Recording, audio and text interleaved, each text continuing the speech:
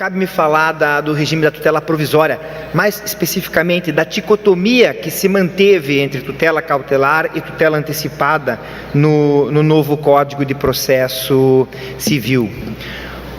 O Código de 1973, originalmente, tratava apenas de medidas cautelares. Era o livro 3º, artigo 796 e seguintes. Só se cogitava de cautelar. A medida de urgência seria sempre uma medida cautelar. Na época foi considerado um grande avanço a previsão de um livro próprio para o processo cautelar, a previsão de um processo cautelar, a tutela cautelar, ser objeto de uma ação própria, num processo próprio e tudo mais. Mesmo quando a necessidade de proteção urgente surgisse no curso já do processo dito principal, ainda assim era necessário um processo próprio. Logo percebeu-se que isso aí era um demasiado formalismo e uma dificuldade adicional, mas era esse o sistema que se tinha então, e se aludia apenas à tutela cautelar, porque não se cogitava inclusive de outra classificação na época. No direito comparado, basicamente se falava apenas de cautelar, como se fala até hoje, praticamente só de cautelar na Itália, na França, na Espanha, Portugal, mesmo a Alemanha. Pois bem, a questão é que logo passou-se a dizer que rigorosamente tutela cautelar era uma medida que acautela, que conserva, e não algo que adiante, não algo que satisfaça, não algo que antecipe. E em certa medida na doutrina prevaleceu essa constatação, dogmaticamente talvez até correta, de que algo que seja meramente acautelatório não pode ser antecipatório, não pode ser satisfativo.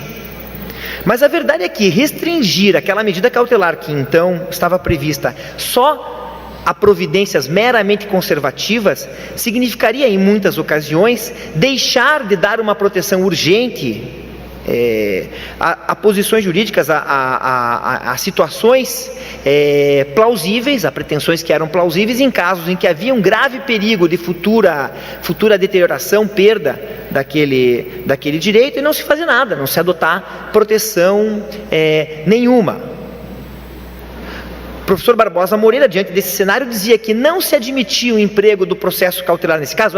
E outra coisa, se a gente tentasse usar o processo cautelar, a medida cautelar então prevista no Código, ela funcionava razoavelmente bem para isso, para providências antecipatórias, para providências que em algum grau já adiantavam a providência final. Daí que o professor Barbosa Moreira dizia que não usar o processo cautelar, ele escrevia isso naquela época, não usar o processo cautelar nesses casos, sob o argumento dogmático de que o que é cautelar só conserva, não pode satisfazer, ciente de que ali naquele caso havia urgência e havia risco verdadeiramente de quem parecia ter muita razão acabar ficando desprotegido, não usar a medida cautelar ali equivaleria à postura do médico que, com um remédio na mão, lendo a bula do remédio e vendo que nela dizia que o remédio não serve para aquele doente, mas sabendo, porque já tinha testado antes com outros doentes, que aquele remédio servia para aquele doente, médico que não ministrasse aquele remédio então para aquele doente e deixasse o doente morrer. Nenhum médico iria fazer isso, usava o remédio mesmo assim. Dane-se a bula do remédio, para não usar a expressão mais chula e grotesca, né? Deixe para lá a bula e dê o remédio, que o remédio vai funcionar. Era então o que se fazia. Medidas como sustação de protesto, que hoje prevalentemente é qualificada como antecipatória, a sustação de protesto era amplamente empregada sob a roupagem do processo cautelar. Suspensão de efeitos de deliberação assemblear nas sociedades, suspensão de outros atos jurídicos, providências que já têm um grau de antecipação e que eram todas feitas sob as vestes cautelares. E providências mesmo muito mais intensas do que isso, proibição de fazer, imposição de uma omissão a alguém, determinação de que alguém se abstivesse de praticar um ato. Isso é antecipatório, claro, puro. E no entanto isso era feito com a roupagem do processo cautelar. Havia problemas? Havia. A tutela cautelar ela era pouco amparada de medidas de coerção e assim por diante, mas aos trancos e barrancos a coisa em alguma medida funcionava. No entanto, nas reformas do Código nos anos 90, notadamente naquela realizada em 1994, reputou-se preferível passar a haver uma expressa previsão de tutela satisfativa, urgente, tutela antecipatória, tutela antecipada, e estabeleceu-se a dicotomia, processo cautelar, tutela cautelar, tutela antecipada. A vantagem disso seria, possivelmente, supostamente, a eliminação de qualquer dúvida quanto ao cabimento de antecipação de tutela, se é que havia ainda alguma.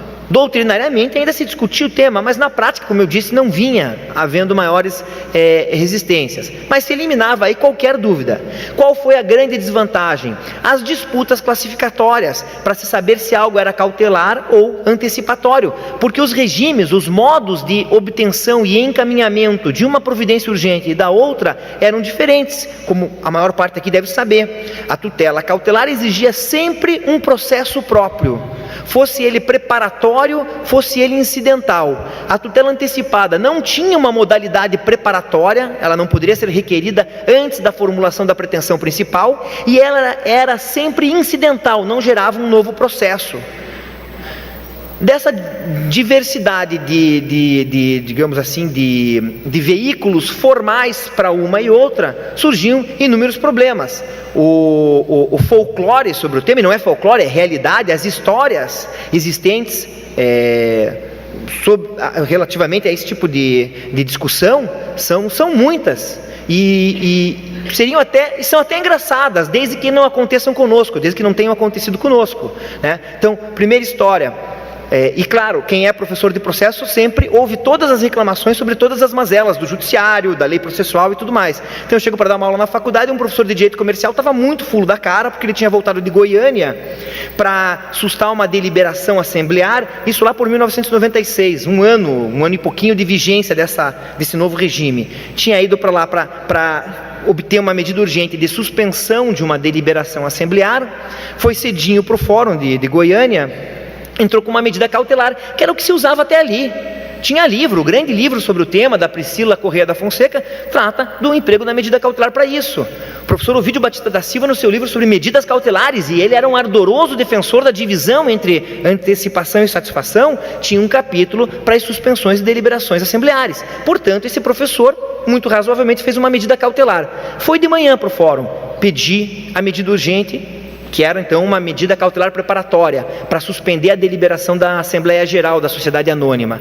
É recebido pelo juiz, que diz: já li aqui, é muito razoável aquilo que o senhor explica aqui, as provas são boas, eu percebo que tem uma grande plausibilidade aqui na sua pretensão, mas doutor, a lei mudou, agora existe tutela antecipada. O senhor está pedindo para desde logo sustar, retirar o efeito dessa Assembleia Geral, da deliberação da Assembleia Geral, ainda que provisoriamente. Isso é antecipatório. Eu até devo dar aqui a medida urgente para o senhor, mas não nessa via. Isso aqui não é medida cautelar. O que é que faz o advogado? Corre para a sala da ordem, pega uma máquina de escrever, na época a sala da ordem ainda só tinha máquina de escrever, e rapidamente refaz lá uma petição inicial, já de uma ação de invalidação da deliberação assemblear, com um pedido de tutela antecipada. Redistribui, acho que extingue aquela, redistribui, vai para o mesmo juiz, por conta daquela determinação, de que na época não estava expresso no código, mas já se fazia isso, né? A outra não tinha transitado em julgado ainda lá, a extinção da anterior, vai para o mesmo juiz. Não vai para o mesmo juiz, vai para o mesmo juízo, vai para a mesma vara. Aquele juiz era só o juiz da manhã, era o substituto que só ficava de manhã, de tarde era outro. E chega no juiz da tarde, o juiz da tarde diz: doutor, o senhor não leu o vídeo? Isso aqui é cautelar e é cautelar. Não posso lhe dar uma tutela antecipada, onde é que já se viu? O código fez uma distinção, temos que respeitar a distinção. Era esse tipo de problema que acontecia. Exemplo 2, meu tempo está sob controle, eu posso contar o exemplo 2. Eu fui testemunha de uma parte da história. No saguão do hotel, de uma das jornadas brasileiras de direito processual, chega a mulher de um professor amigo nosso e fala para o professor Bedak, que tinha acabado de lançar um importante livro sobre o tema: Bedak, lá na minha vara, ela era juíza, lá na minha vara estou extinguindo todas as medidas cautelares de separação de corpos, agora isso tem que ser pedido como tutela antecipada na ação de divórcio ou de separação judicial, porque é uma antecipação de um dos efeitos futuros dessas ações. Então estou extinguindo tudo, não prejudico a parte, mando só passar esse pedido para dentro do processo outro e tal que existe lá, mas extingo tudo. Aí ele ouviu aquilo e falou: legal, interessante e tal, né? Foi embora. Chega em São Paulo, uns dias depois vem um ex-aluno dele reclamar que tinha feito o exame da ordem, e o problema prático que tinha sido posto no exame da ordem era o seguinte: fulana está se separando de Beltrano, ela precisa uma garantia de que a convivência está interrompida, ela precisa de uma ordem de separação, precisa também um estabelecimento de um marco de que não há mais convívio para fins de estabelecimento de um limite ali para o regime patrimonial, etc e tal. Qual é a medida adequada?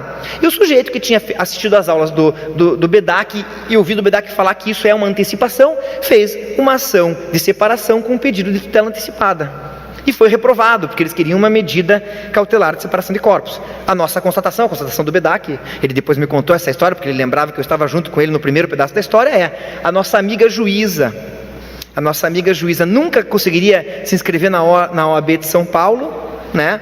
E os advogados que conseguiam passar no exame da ordem em São Paulo, não iam conseguir advogar lá perante a nossa amiga juíza. Cada um pensava uma coisa. Ficava mais ou menos como a história do velho, o menino e o burro. Não vou agora também contar essa história aqui, que daí vai todo o meu tempo embora e eu só fico contando história.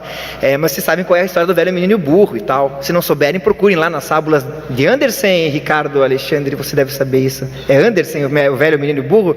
Então vejam lá, era mais ou menos isso que os juízes faziam com a gente. O que a gente fazia estava sempre errado. Fez isso? Não era isso, era aquilo outro.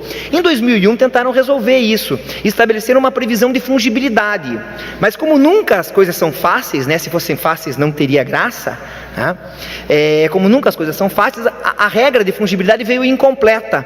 Ela veio só na parte do código que tratava de tutela antecipada para dizer o seguinte: se o sujeito pedir como tutela antecipada algo que na verdade seja cautelar, presentes os requisitos, o juiz pode conceder. E nada se disse para a hipótese inversa, quando a parte pedisse como cautelar algo que na verdade o juiz reputasse ser tutela antecipada. E daí tinha mais uma discussão: a fungibilidade é ou não é de mão dupla? Claro que tinha que ser de mão dupla, para proteger a boa-fé, para prestigiar a instrumentalidade das formas, ou seja, presentes os requisitos da medida urgente, ainda que a parte tenha requerido sob a roupagem formal errada, deveria a medida ser ali mesmo concedida. Nos dois casos, quando pediu cautelar o que era antecipado, quando pediu antecipado o que era cautelar. No entanto, é bom que se diga, essa mudança aconteceu em 2001, em 2015, alguns dos mais importantes processualistas brasileiros ainda diziam que não era assim, ainda diziam que essa fungibilidade não era de mão dupla. Não vou dar aqui agora os nomes e tal, porque eu não quero estabelecer uma polêmica sobre algo que já está revogado, mas teve gente que não morreu dizendo isso, mas viu o código antigo morrer e continuou dizendo isso até o final. A fungibilidade não é de mão dupla. Aí se vê que era um sistema extremamente complicado. Mas, rigorosamente, se parássemos para verificar, as duas providências, tal como disciplinadas no código anterior, tinham rigorosamente uma essência comum. Ambas eram provisórias e ambas eram instrumentais a um provimento final, apto a ser definitivo. Fosse a tutela antecipada, fosse ela meramente conservativa, cautelar, em qualquer dos dois casos ela não era bastante por si só. O processo precisava prosseguir. O abandono do processo por aquele que tivesse obtido uma tutela antecipada geraria a extinção do processo e a extinção da tutela antecipada. A tutela antecipada não bastava por si só, e a cautelar tampouco. Portanto, sob esse aspecto, ambas eram provisórias e tinham em vista um provimento último, uma providência adiante, uma providência definitiva e final. E ambas eram instrumentais a esse resultado final, mesmo a tutela antecipada. Não vou aqui entrar na discussão para saber se a tutela antecipada é uma modalidade ou não de tutela cautelar. O que eu afirmo apenas é que ambas as categorias são espécies de um mesmo gênero. E isso tem de ser avaliado, se elas são ou não espécies do mesmo gênero, à luz do direito positivo, à luz da disciplina positiva. Na disciplina positiva, então vigente, a verdade era essa. Ambas tinham essa provisoriedade e essa relação de instrumentalidade com o pronunciamento final. A verdadeira contraposição que naquela época se podia fazer não era entre cautelar e antecipada, mas sim entre cautelar e antecipada de um lado, ambas instrumentais e por si só insuficientes para propiciar o resultado final. Então elas não eram bastantes em si mesmas, elas sempre dependiam de uma tutela final. Elas estavam de um lado, e de outro lado havia um conjunto de medidas hoje revogadas, que não estão no Código de 2015, que eram as chamadas medidas provisionais, do artigo 888 do Código. O tema foi muito bem enfrentado pelo saudoso professor Carlos Alberto Alvaro de Oliveira. Ele mostrava como aquelas providências eram de cognição sumária, dadas normalmente para uma proteção urgente, e elas independiam de uma providência principal, de uma ação principal, de um pedido principal. Elas eram concedidas para parte e ponto final. Por exemplo, era o que prevalecia para a regulação de visita, era o que prevalecia para uma ordem de demolição urgente de uma edificação, e assim por diante. Essas sim eram medidas de cognição sumária, urgentes e autônomas no sentido de que dispensavam uma providência final. Esse era o cenário, então, até o Código de 2015. Como ficaram as coisas no atual diploma? Pretendeu-se uma unificação de regimes, sob o nome de tutela provisória, e na proposta inicial, formulada pela comissão de juristas que elaborou o anteprojeto do Código, essa unificação de regime, esse regime único, era muito intenso. Rigorosamente, tutela cautelar e antecipada teriam para tudo, e em todos os casos, o mesmo regramento. Variaria o conteúdo de uma e outra, uma conservando, a outra satisfazendo, mas no mais o regime seria razoavelmente o mesmo. Manteve-se isso em algum grau? Sim. Manteve-se.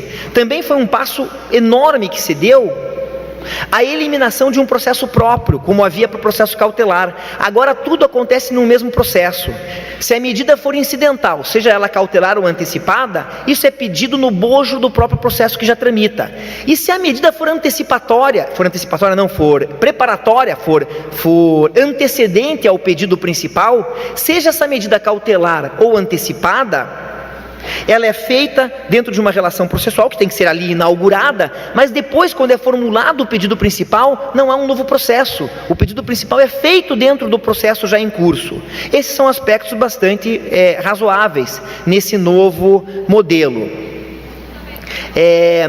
Estabeleceu-se uma explícita distinção entre tutela da evidência e tutela de urgência. A tutela da evidência, como o nome diz, é aquela que se funda numa fortíssima plausibilidade, mas dispensa a comprovação de perigo de dano. Isso já existia no Código Antigo, era a tutela antecipada por abuso de direito de defesa, manifesto caráter protelatório, ou ainda aquela tutela antecipada da parte incontrovérsia do pedido. Isso agora leva o nome de tutela da evidência.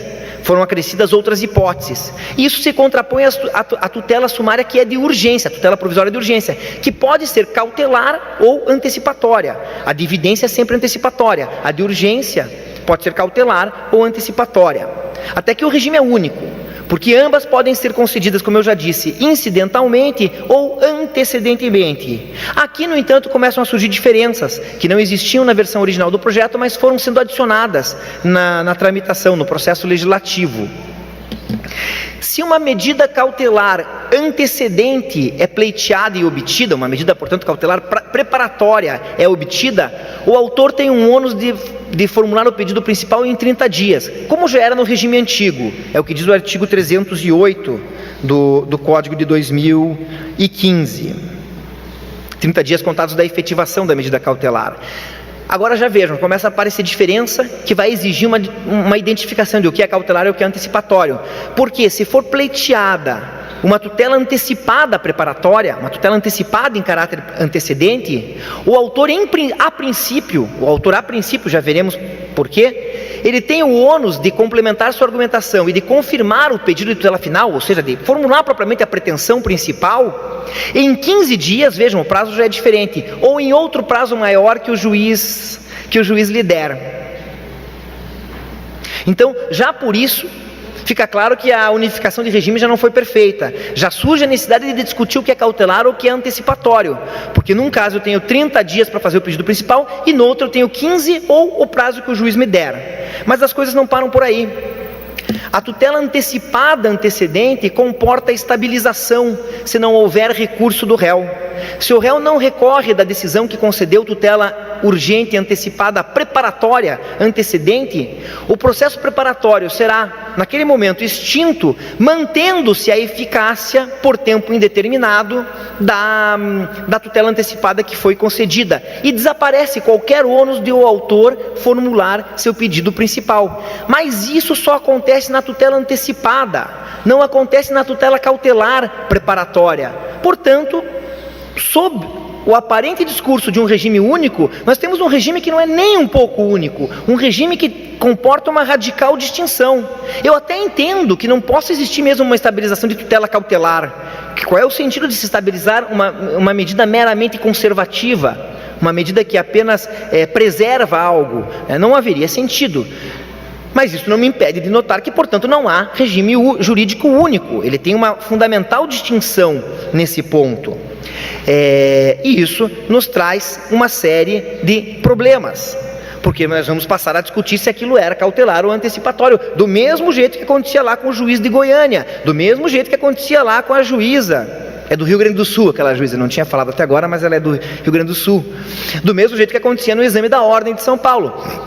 E o problema se agrava, e se agrava agora num outro patamar. Se vocês pararem para pensar, agora sim talvez exista uma diferença essencial entre tutela cautelar e tutela antecipatória, pelo menos no plano nas hipóteses em que ambas sejam preparatórias, ambas sejam antecedentes, porque agora sim a tutela antecipatória, ela não apresenta sempre aquela relação de instrumentalidade com uma pretensão final, ela é autônoma, ela pode ser autônoma e bastar por si só, ela pode estabilizar-se.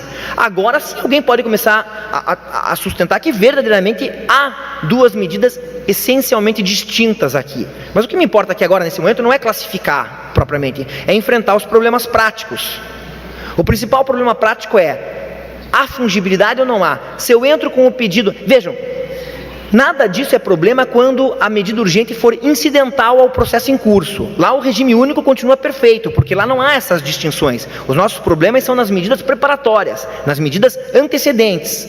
E daí a primeira pergunta é: se eu formulo como medida cautelar, como pedido de medida cautelar antecedente, algo que é antecipatório, o juiz deve extinguir ou deve admitir mesmo assim e fazer as adaptações necessárias? Ironicamente, o Código atual dá uma resposta para isso, e como o Código anterior, ele também é incompleto. Só que a ironia está que antes a incompleteza estava no plano da tutela cautelar, e agora está no plano da tutela antecipada. Antes a gente tinha uma expressa previsão lá na disciplina da antecipada, dizendo que se o pedido fosse erroneamente feito como cautelar, era para aceitar mesmo assim, desde que presente os requisitos da medida urgente. Agora nós só temos uma regra na cautelar antecedente. Caso o juiz entenda que o pedido a que se refere o caput, que é um pedido de cautelar antecedente, tem natureza antecipada, ele observará o 303. 303 trata de tutela antecipada antecedente. Então, ok, o juiz tem a oportunidade de aí corrigir o defeito do pedido do autor e determinar que isso se processe pela via que ele reputa adequada.